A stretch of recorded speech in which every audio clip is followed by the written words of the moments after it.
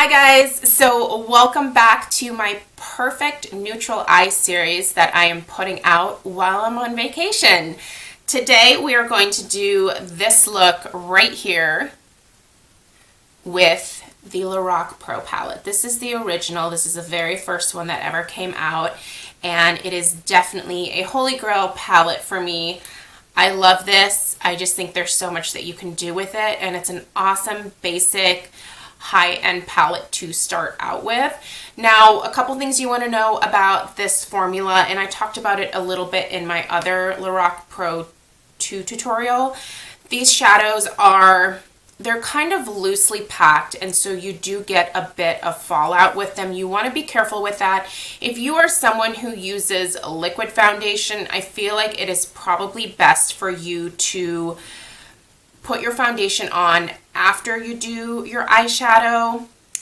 If you wear powder foundation, it's easy enough to brush the excess shadow that can fall out away, and I actually do that in the video. If you do get some eyeshadow that tends to like stick a little bit, you can just easily take a Q-tip and kind of work that away and then go back over and, like spot powder the area that you had to wipe the shadow away from. So yeah, that's something to know about these palettes. If you've never used them before, the formulation is definitely very soft, very buttery, but also very loosely packed. So sort of prepare yourself for that. Anyway, I hope that you guys enjoy this eye look. These are all very neutral, very like everyday types of eye looks. They are not meant to be anything crazy.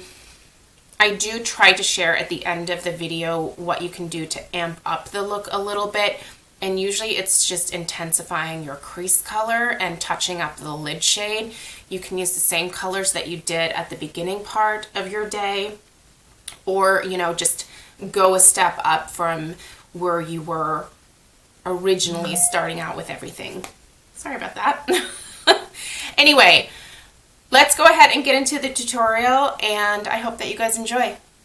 All right, let's go ahead and recreate this over here per usual. So I already did this part, but I went ahead and applied my brulee all over my eyeshadow primer. By the way, all of the things that I have on the rest of my face are going to be listed down below for you.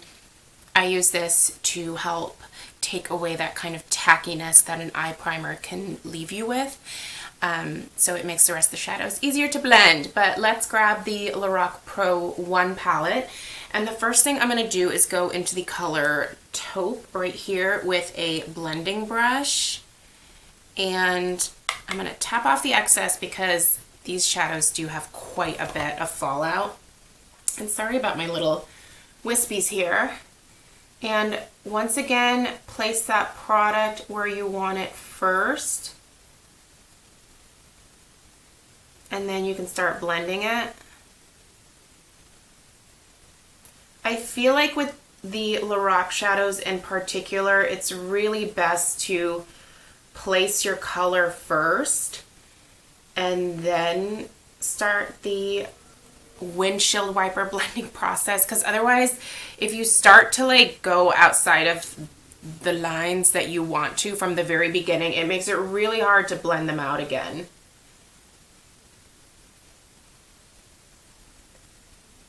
If you hear any growling, that's actually my stomach. I haven't had breakfast yet. So I'm just going back and forth and blending that in. This is actually technically my transition shade here. So normally I don't do the transition shade until second, but I'm going to be doing another transition shade. So we're sandwiching. Next, I'm going to go in the color Sable, which is this nice deep dark chocolate brown right here. And I'm going to be careful with how much I take of that because these guys are pigmented. Once again, place it where you want it first. And this is going just kind of like deep into the crease.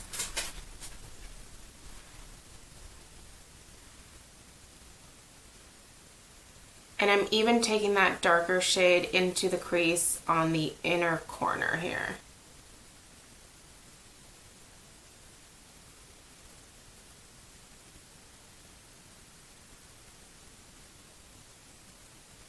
with whatever is left, I'll bring that up over that original transition shade.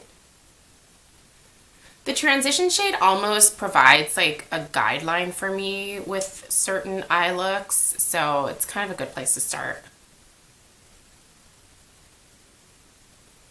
Okay, once I have that, I'm going to take a fluffier crease brush and I'm going to go in the color Mauve, which is this shade right here.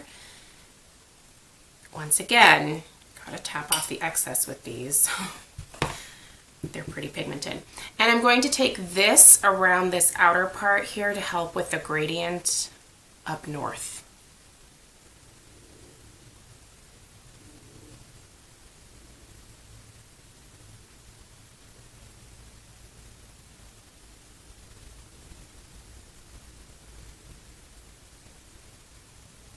This is admittedly a slightly deeper look than I do for most like average days, but I figured I'd amp it up just a little bit. So this is definitely something you could wear on like a date night. Then I'm going to take a fluffy brush and I'm going to go into the color Cream, which by the way, I think I just, oh, I did. I just hit pan on it. What a special moment to share with you guys. And I'm going to put that underneath the brow bone.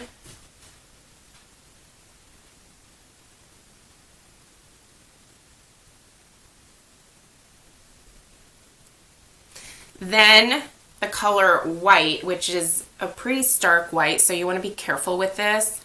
So a little tiny bit on the brush, again, get rid of that excess, and then right underneath the outer, like,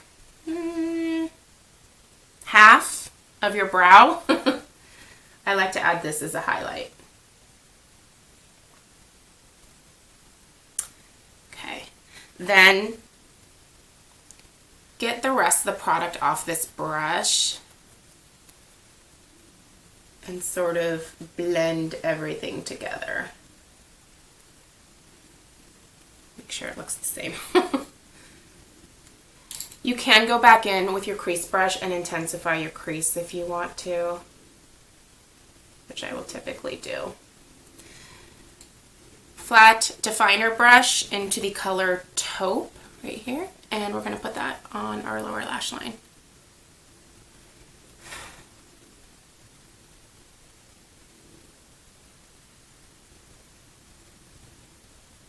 And no, it's probably not sanitary to blow on your brushes, so don't do it. I'm going in towards where my lashes stop, so about 2/3 of the way in on my lower lash line. And be careful in this area. I see a lot of people when they're doing their tutorials just jamming their brush around. That's a really delicate area. One, you don't want to like irritate your eyes. Two, you don't want to like be like removing lashes from your lower lash line.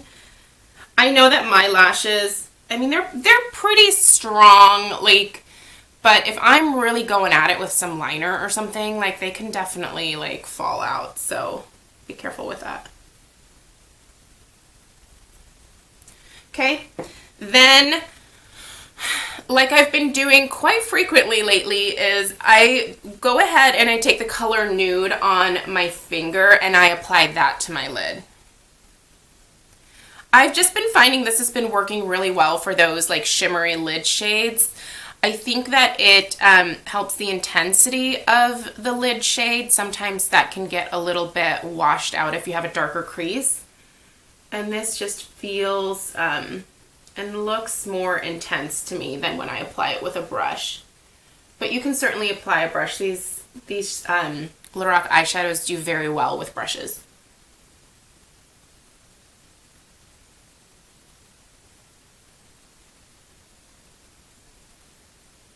If you had some like eyeshadow like applicators, like the little spongy ones, that would probably be a little bit better. So, but my hands are clean before I even start with my makeup. I always wash my hands. Then go back in with your crease shade. I do have just the tiniest bit of like hooding or hoodedness to my eyelids. So sometimes that shimmery shade will transfer up a little bit. I can't help that entirely, but I can always, in the beginning, at least deepen up that crease area again. And eventually that a little bit of that shimmer is going to transfer up, but it's not that big of a deal. Okay. So I think I'm happy with that. Next, I'm once again going to use shadow as a liner, and you're really lucky in this palette because you get a really deep dark brown as well as a black, and I'm going to use the color Espresso, so this guy right here, and this is just a, what is this, an angled liner, angled brush, small brush. Tap off the excess, and then I'm going to line my upper lash line with that. Yes, I know I'm in the way. Just have to get it started.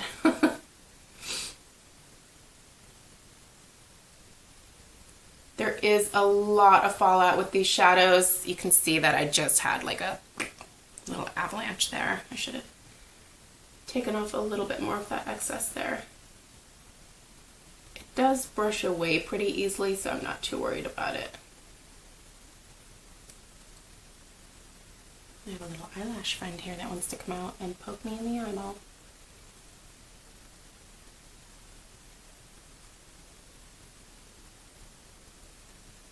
Doing a shadow liner is really nice during the summer months because it doesn't tend to slide off the way that like a gel liner can.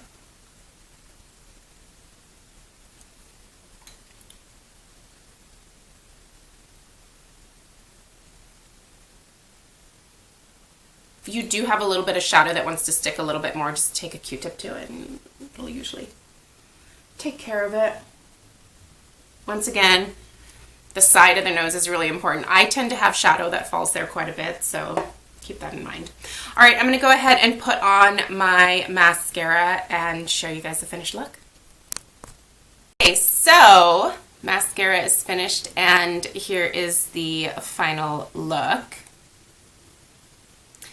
So, I think definitely neutral. I think daytime appropriate. If you wanted to amp this up even more, you could definitely go into the espresso and work that into your crease. Again, place the product first, then start to kind of smoke it out after you place it. I really like this palette, you guys. I think there are a ton of combinations.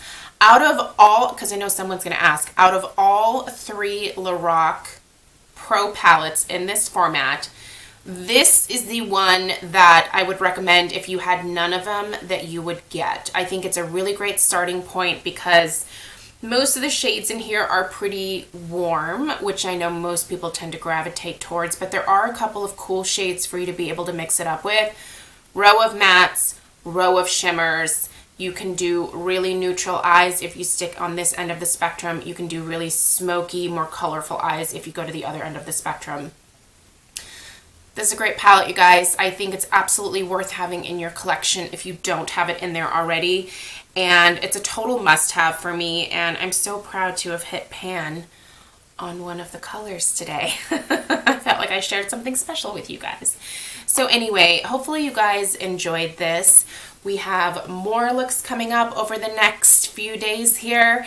I'm working really hard on pre-recording those right now, so yeah, I'll have to wait and see what's next. Anyway, thank you guys so much for watching, and I'll see you in my next video. Take care. Bye-bye.